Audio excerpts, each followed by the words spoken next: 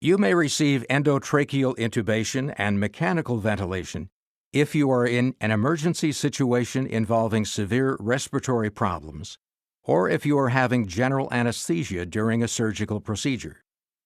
When you breathe, air moves into your lungs when a muscle called the diaphragm, along with other muscles nearby, contracts and causes the chest cavity to expand.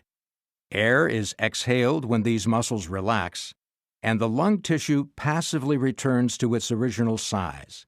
This is called respiration. During respiration, oxygen in the air passes through your nose or mouth and into your pharynx or throat. It then goes into your trachea or windpipe. Your trachea divides to become the left and right main bronchi, which enter your lungs.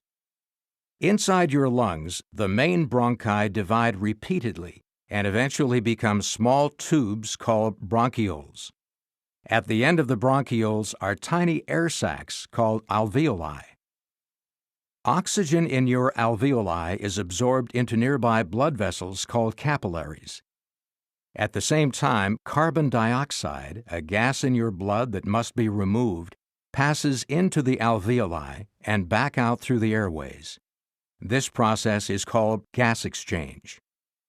If you have severe respiratory problems, the oxygen levels in your blood may drop too low, or the carbon dioxide levels may rise too high. Either of these conditions can result in damage to your vital organs, including your heart and brain.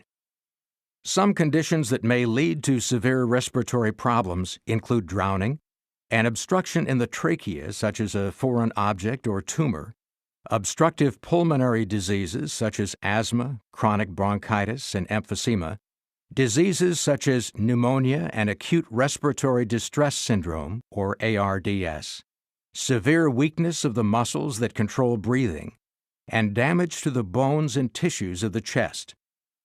Under these circumstances, you may need additional oxygen or breathing support through mechanical ventilation. Mechanical ventilation is also used during surgical procedures, for delivering anesthetic drugs, preventing the aspiration of stomach contents into the lungs, and closely controlling the levels of oxygen and carbon dioxide in the blood during surgery. Before you are intubated and ventilated for a surgical procedure, an intravenous line or IV will be started, and your doctor will give you medication through your IV to put you to sleep.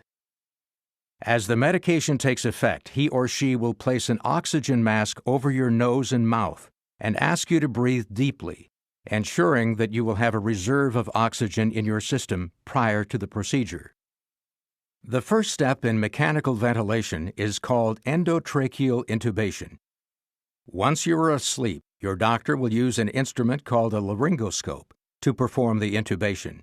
A laryngoscope, which consists of a handle, light, and dull blade, helps guide the endotracheal tube to its proper position.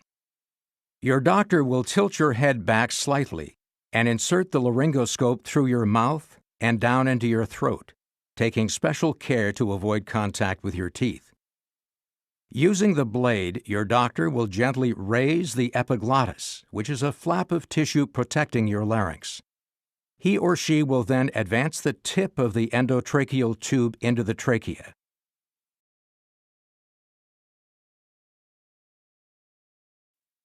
Once the endotracheal tube is in the trachea, your doctor will inflate a small balloon surrounding the tube to make sure it remains snugly in place.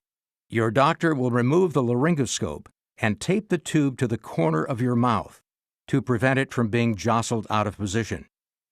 Your doctor will check to see that the tube is properly positioned in the lower part of the trachea by inflating your lungs with a special bag and listening for breath sounds on both sides of your chest. If the end of the tube is too low, both lungs will not receive the same amount of air. In some cases, an X-ray is taken immediately after intubation to confirm the tube's placement.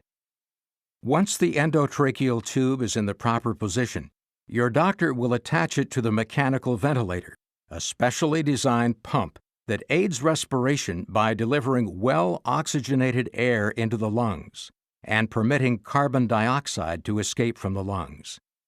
Levels of oxygen and carbon dioxide will be closely monitored to confirm that the ventilator is working. Once your surgical procedure is complete, your doctor will